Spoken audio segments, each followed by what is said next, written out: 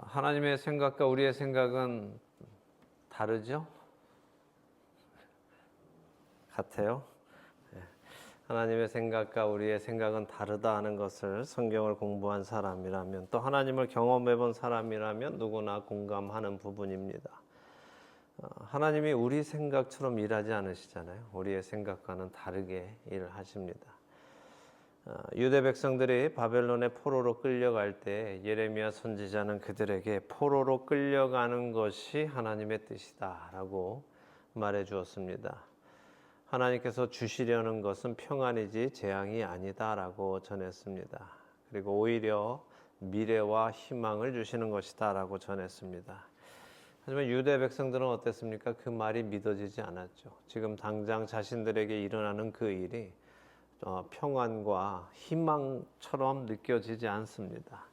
자신들의 나라가 짓밟히고 처참하게 무너져가고 자신들이 다른 나라의 노예가 되어서 끌려가는, 쇠사슬에 묶이고 눈이 뽑히고 혀가 뽑히고 왕이 그렇게 되어서 끌려가는 이런 상황 속에서 아무리 보아도 자신들의 나라가, 자신들의 민족이 망하는 것처럼 보이지 그것이 희망처럼 보이지 않기 때문입니다.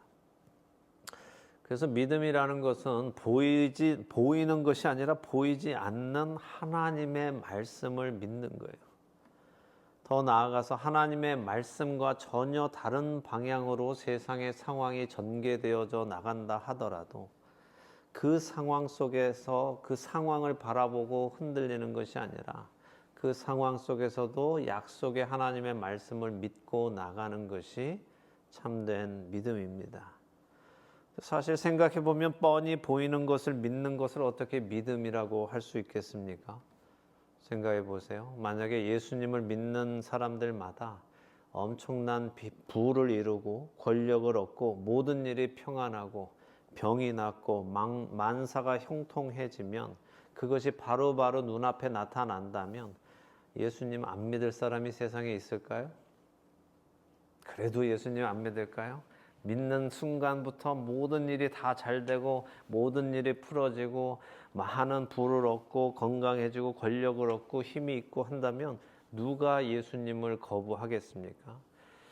아니, 생각해보면 세상에 수많은 사람들이 만들어낸 종교들, 그들이 만들어낸 그 신에게 이것저것 가져다 바치면서 그 신을 위해서 수고하고 희생하고 하는 이유가 무엇입니까? 방금 말한 그 잘되는 것을 얻기 위해서가 아닙니까? 병 낫고 부자 되고 권력 잡고 모든 일이 만사 형통하기 위해서 그 세상의 종교들을 만들어낸 것 아닙니까? 세상에 어떤 종교가 믿으면 잘 안 되고 고생하고 힘들고 비난받고 미움받을 것이다 라고 가르치는 교리가 있습니까? 없죠. 그렇게 가르치면 누가 그 종교를 믿겠습니까? 너희가 나를 믿으면 세상으로부터 미움을 받을 것이고 고난과 환난을 받을 것이다 라고 가르치는 종교가 어디 있겠어요? 그런 종교를 또 누가 믿겠습니까? 그냥 안 믿고 그냥 살아가는 게 차라리 유익하죠. 그런데 예수님은 그렇게 가르치십니다. 또 성경은 그렇게 가르치세요. 왜요? 성경은 하나님의 나라와 멸망할 세상의 극명한 차이를 말씀해 주고 계시기 때문입니다. 선과 악의 분명한 대립이 있음을 말씀해 주시죠. 그렇게 이 멸망할 세상에서 하나님 나라로 옮겨지는 자들, 이 멸망할 세상으로부터 그들은 미움을 받을 수밖에 없다라고 말씀하십니다. 세상으로부터 고난을 또 고통을 받는다고 말씀하시죠. 그리고 그 진리는 우리를 하나님 나라로 갈 수 있게 우리의 길이 되어주신 그 예수님으로 분명하게 증명이 되었습니다. 그분은 세상으로부터 미움을 받아서 죽으심으로 길이 되셨습니다. 우리는 그 사실 하나만 보아도 하나님의 자녀들은 이 세상에서 미움을 받고 고난과 환난을 받는 것을 분명하게 알 수 있습니다.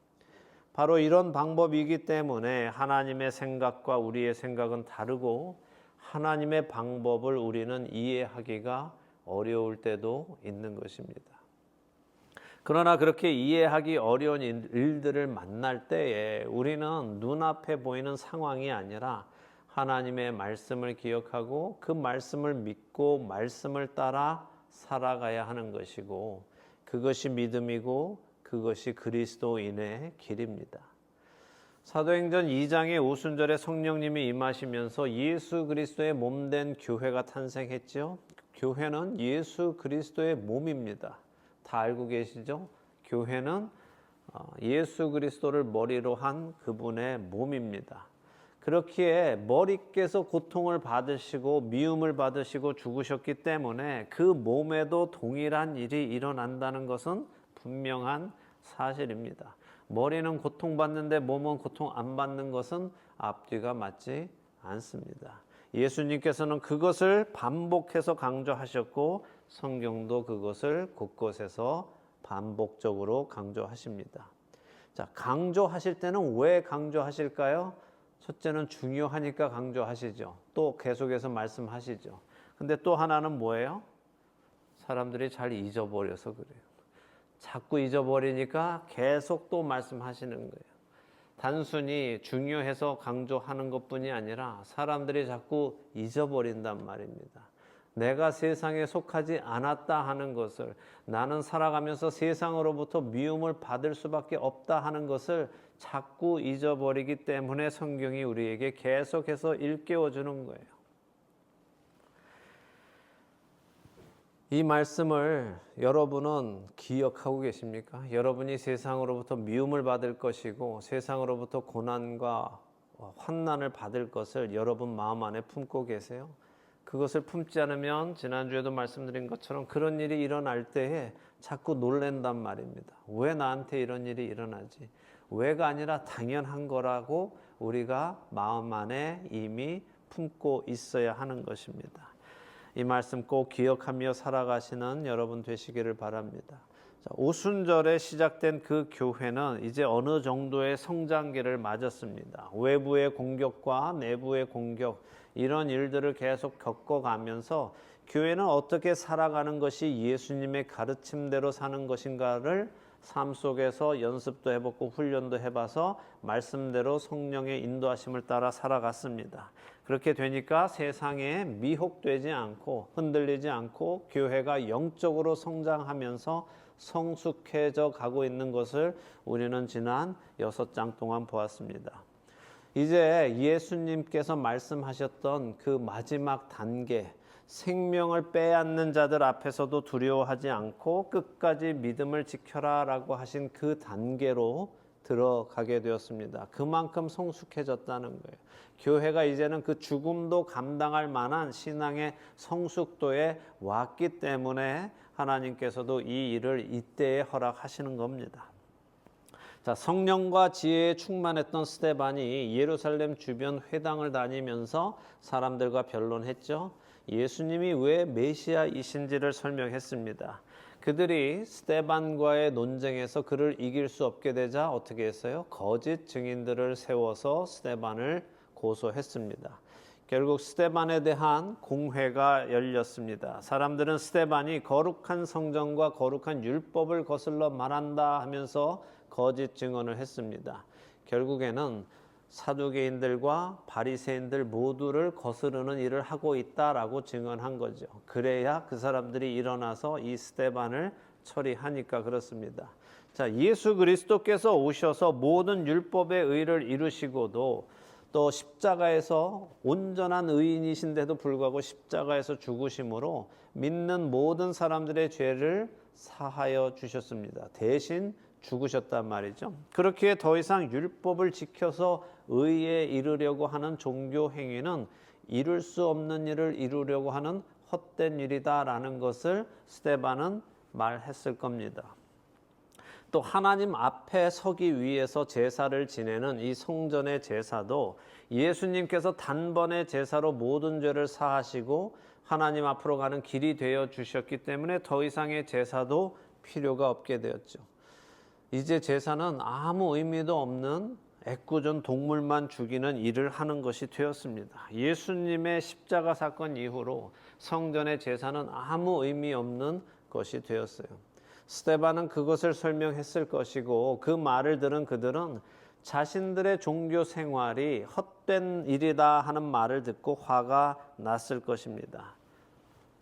사두개인들이나 바리새인들이나 자기들이 각자 주장하고 강조하는 신앙의 어떤 모습이 있죠. 바리새인들은 율법을 중시하고 사두개인들은 성전 제사를 열심히 하고 있는데 스데반의 말에 의하면 이 둘 다 모두가 다 이제는 아무 소용없는 것이다. 예수께서 다 이루셨다라고 말하니 자기들의 신앙생활이 이제는 껍데기가 되었다. 이것을 깨닫고 이것을 말을 하니 화가 날 수밖에 없었죠.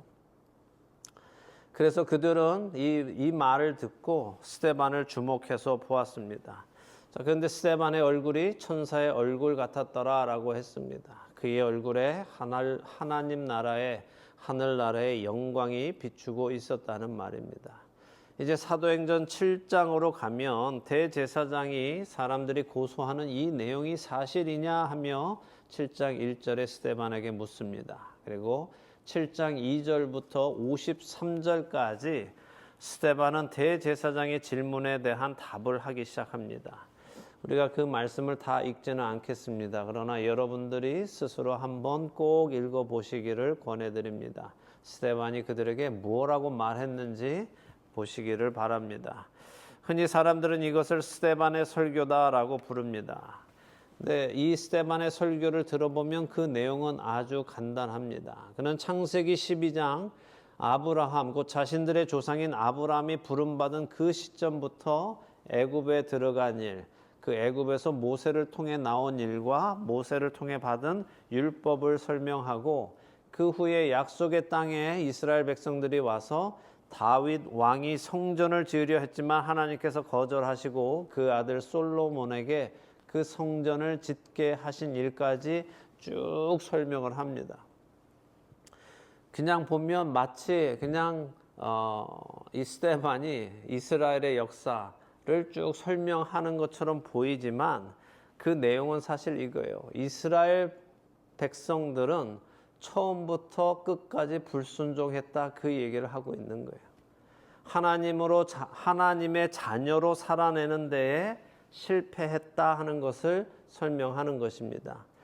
바리새인들, 너희들이 모세의 율법을 귀하게 여기며 잘 지키는 것처럼 하며 살아가지만 사실 우리 조상들이 모세가 전해준 하나님의 말씀을 계속 거부하고 다른 신을 섬겼던 것처럼 지금 너희도 모세의 율법을 지키는 것처럼 하지만 사실 그 모세의 율법의 본체이신 예수 그리스도를 거부하고 죽였다라고 말하고 있는 것이고, 사두개인들, 너희들이 솔로몬이 지은 성전을 잘 섬기는 것처럼 하며 살아가지만 사실 이 성전은 실제가 아니라 하늘에 있는 것의 모형이었고 참된 성전이신 예수님이 오실 때까지 모형으로만 존재하는 것이다 라는 것을 얘기했죠.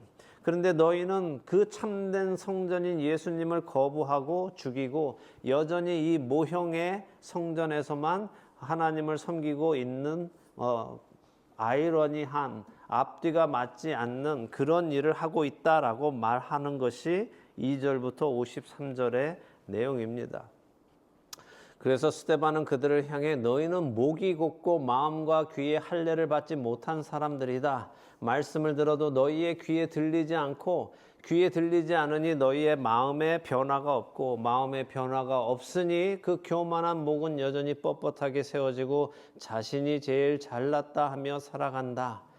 바로 너희와 같았던 너희 조상들도 오실 메시아를 예언하던 선지자들을 그렇게 죽여갔고 너희 역시 오신 그 메시아를 잡아서 넘겨주어 죽게 한 살인자들이다 라고, 너희는 말씀을 지킨다고 말씀을 따라 제사와 절기를 지킨다고 생각하지만 아니다. 너희는 말씀과 율법 그리고 절기의 본체이신 그분을 죽였다라고 선언하는 거예요.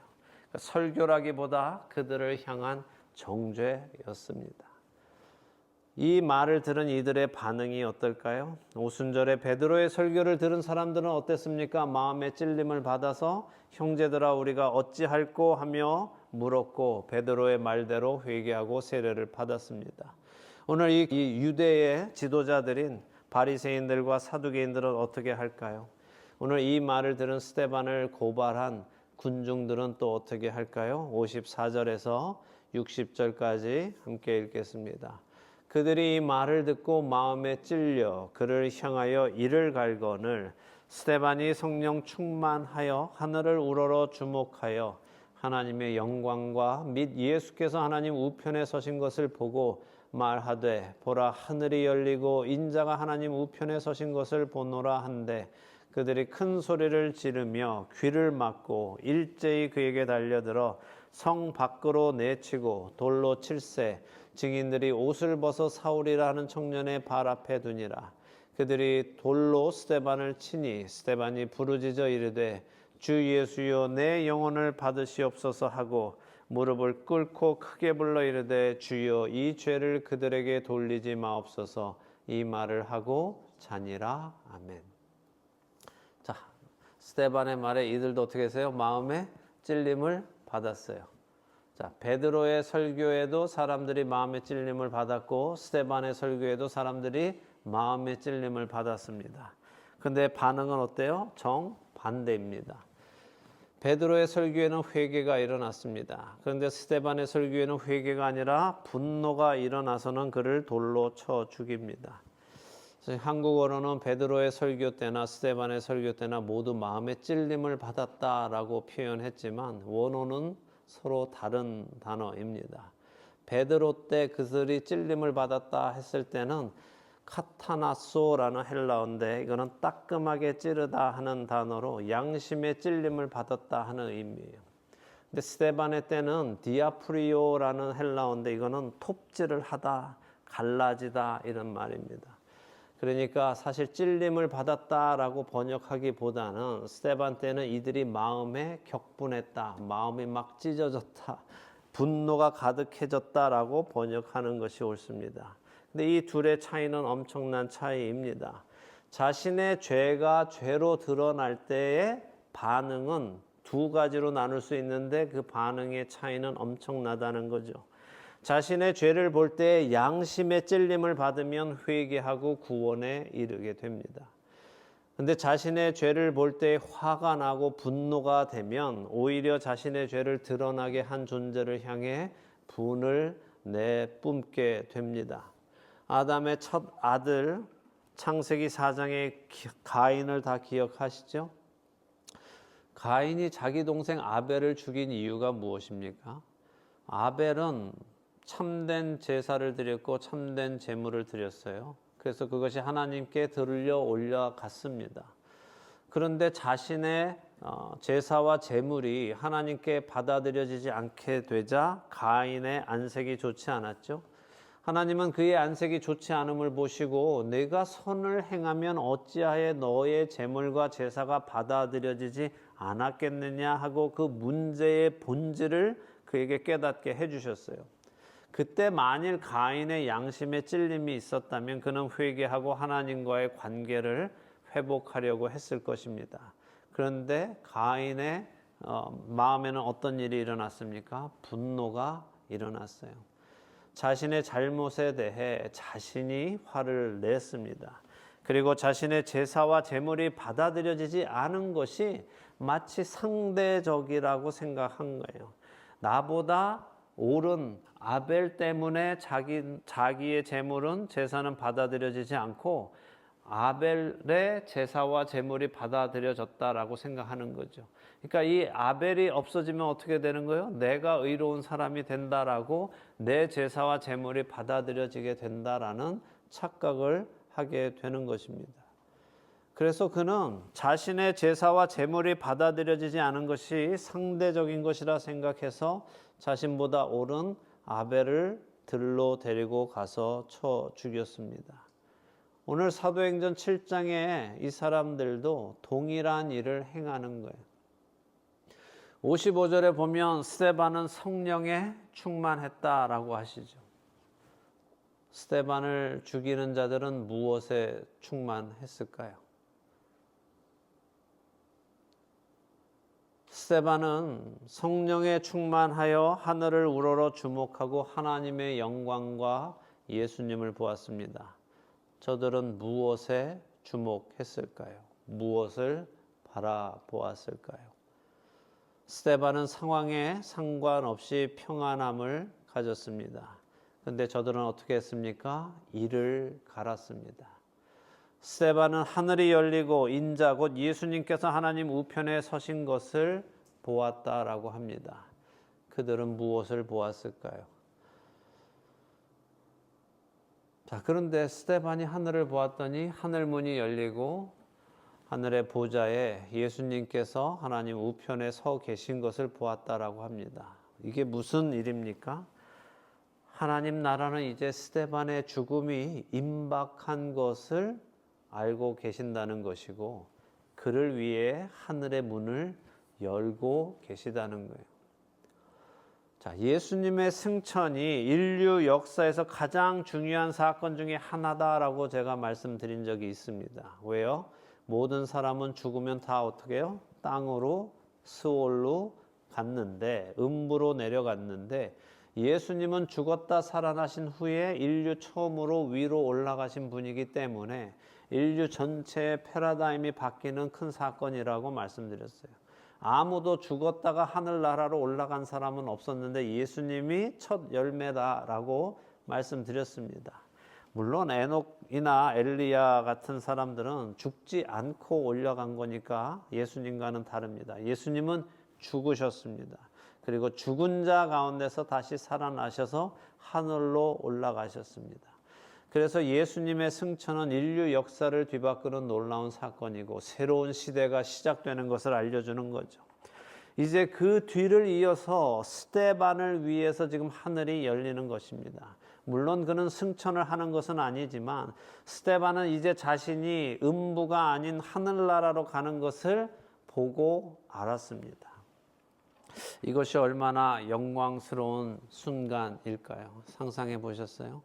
여러분의 죽음이 임박할 때 하늘이 열리는 것을 보고 그곳에 하나님과 예수님이 계시는 것을 볼 수 있다면 얼마나 영광스러운 마지막 순간이 되겠습니까?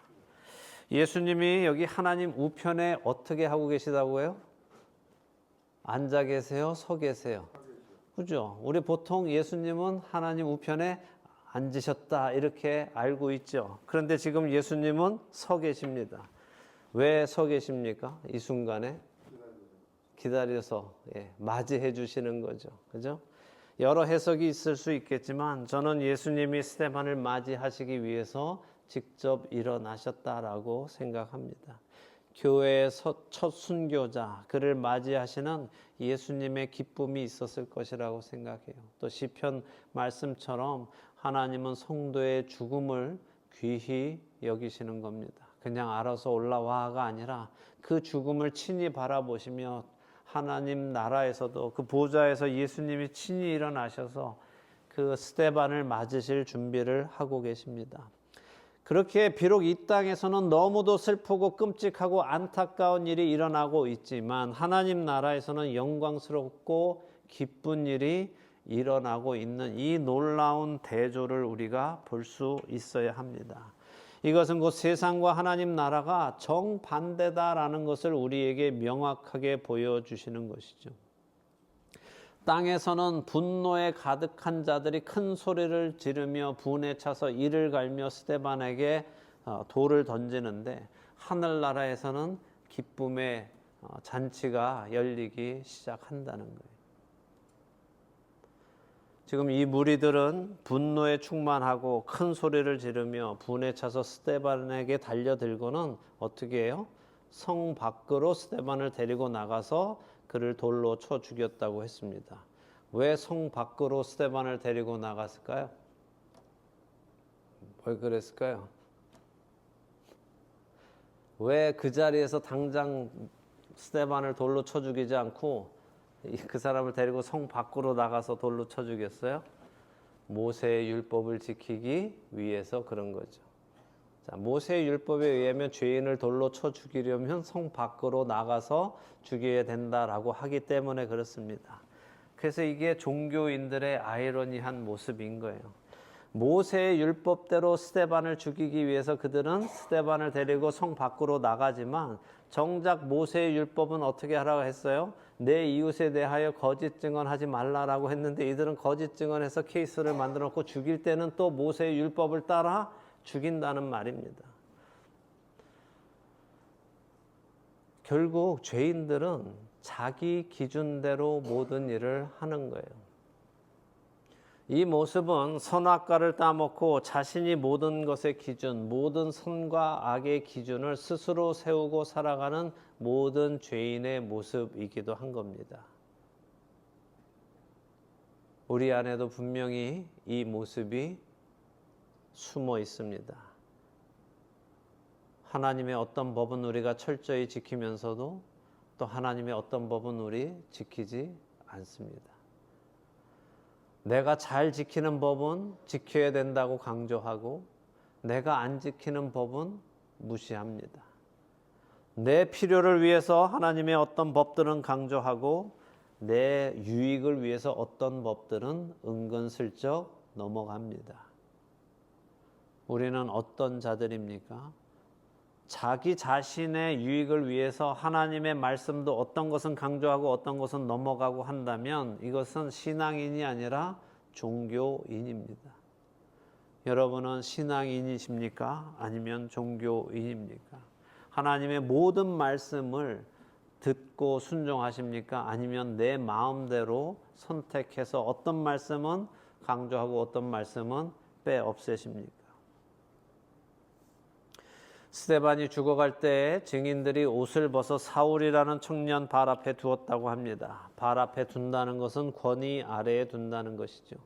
8장 1절에 보면 사울은 스데반이 죽는 것이 마땅하다고 생각했다고 기록합니다. 그러니까 사울이라는 이 청년은 지금 스데반을 죽이는 이 일에 가담했고 가담했을 뿐 아니라 스데반을 죽이는 이 일이 정당하다고 율법적인 해석을 내어준 사람이라는 거예요. 그래서 증인들이 그들의 옷을 이 사람이 이 해석을 해줬기 때문에 그 사도, 지금은 사울이죠. 사울의 발 앞에 그 옷들을 증인들이 옷을 놓고 죽이기 시작한 겁니다. 그러니까 스데반의 죽음에 사울의 책임이 있는 것입니다. 그리고 그가 스데반의 죽음에 관여한 것입니다. 이 사실은 잘 기억하셔야 할 겁니다. 자, 스데반은 돌에 맞으면서 예수님의 뒤를 따라갑니다. 어떻게 해요? 내 영혼을 받으소서. 주여 이 죄를 그들에게 돌리지 마옵소서라고 합니다. 자, 예수님 이후에 예수님의 뒤를 이어가는 첫 제자 스데반입니다. 그는 예수님의 모습 그대로 자신의 영혼을 주님께 맡기며 자신을 죽이는 자들의 죄를 용서해 주시라고 하며 죽음을 맞습니다. 스데반을 죽이는 자들은 이를 갈며 스데반을 죽이지만 그리스도 안에서 죽는 자들은 이를 갈며 죽지 않습니다. 오히려 그들의 죄를 용서하며 자신의 영혼을 주님께 의탁합니다. 이 모습을 세상은 죽는다라고 하겠지만 성경은 그가 잠들었다라고 말씀하십니다. 그는 이제 다시 일어날 것이기에 다시 깨어나서 부활의 몸을 입을 것이기에 죽은 것이 아니라 잠을 자는 것입니다. 죽음이란 하나님을 떠나는 것이고 하나님을 떠나지 않는 자들은 죽는 것이 아닙니다. 이렇게 해서 교회를 향한 외부의 핍박은 처음에는 협박, 그 다음에는 협박과 채찍질, 그리고 이제는 돌로 쳐 죽이는 데까지 강도가 높아졌습니다. 교회는 이렇게 죽음 앞에서도 흔들리지 않는 모습을 가진 모습으로까지 성숙해졌고 예수님의 모습을 교회를 통해 세상에 다시 보여주었습니다. 이것이 죽음을 향한 우리의 자세이어야 합니다. 죽음을 두려워하는 자들이 아니라 자신의 영혼을 주님께 의탁하고 세상을 용서하고 이 땅을 떠나 그리스도의 영광 속으로 들어가는 것이 우리에게 주어진 하나님의 예수님의 영광스러운 약속입니다. 이 약속을 믿고 이 약속을 믿기에 어떤 상황에서도 그 상황으로 보이는 상황으로 인해 흔들리지 않고 주님의 언약을 믿음으로 굳건하게 믿음으로 살아내는 우리 모두가 되기를 예수님의 이름으로 축원합니다.